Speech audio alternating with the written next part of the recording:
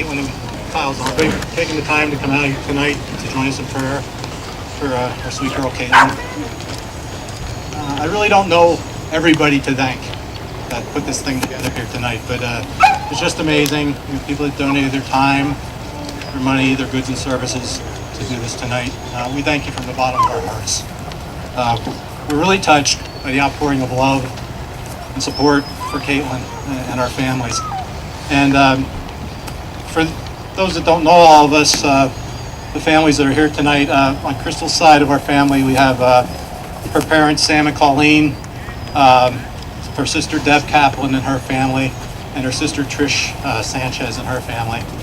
And then on my side of the family, of course my family's here, my brother Gene and his family, my sister Kathy Gustus and her family, and my youngest sister Aunt Pat Conway and her husband. They didn't bring the dogs tonight. I know many of you are probably wondering how Caitlin's doing. She's been through a lot of trauma, and her body's healing. The unknowing part is, when she's gonna wake up. We're hoping, we're praying.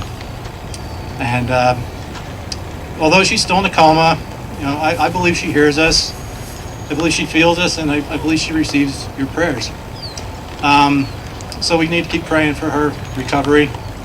And I truly believe that God isn't finished with her yet, and she's going to do a lot of great things and amaze a lot of people. As I was preparing to speak tonight, I thought a lot about the town of Schuylkill Haven here, and people, and the support that's been shown to Bob, Crystal, Kyle, and Caitlin. Excuse me. And I thought to myself how God puts you in the right place, and puts you where you need to be. And our father moved us here from Hazleton back in 1968. We lived in Cressona, right across about a quarter mile away from where Bob and Crystal live now on Blossom Lane. And we pulled around the area. We knew a lot. We were here for a few years. And we ended up moving to Pottsville eventually. And then Bob and Crystal met many years later up at McDonald's and down at Penn State Schuylkill. But from the time they're married, they haven't left here. They've called this place home. And it's where I truly believe they need to be. And all of you here, it's a very tight-knit community. I think you're where you need to be tonight. And Bob and Crystal, they couldn't be in a better place, and I don't think they could find a better place to call home than right here. We also have the alumni chorale here tonight from Schuylkill Penn State. A number of us in both the McGarry and Daywald families, we sang in the chorale under direction of Professor James Beach, and Mr. Beach bestowed many life lessons upon us, and especially through the music we performed. And he had a passion for bringing us together to do little alumni concerts for about 15 to 20 years. So when I was thinking about tonight and what I wanted to say, there were two songs that immediately came to mind, and they really just happened to be the same songs the chorale's gonna sing tonight. But one I chose, one I thought of was That You'll Never Walk Alone.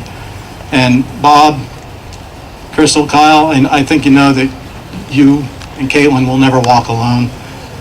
The support and the love will continue. It's not going to be easy, but we'll get through the storm together. So walk on with hope in your heart and know that you'll never walk alone. And I also read this the other day there's a Caring for Caitlin Facebook page that Mike Sanchez, Crystal's brother-in-law, put together.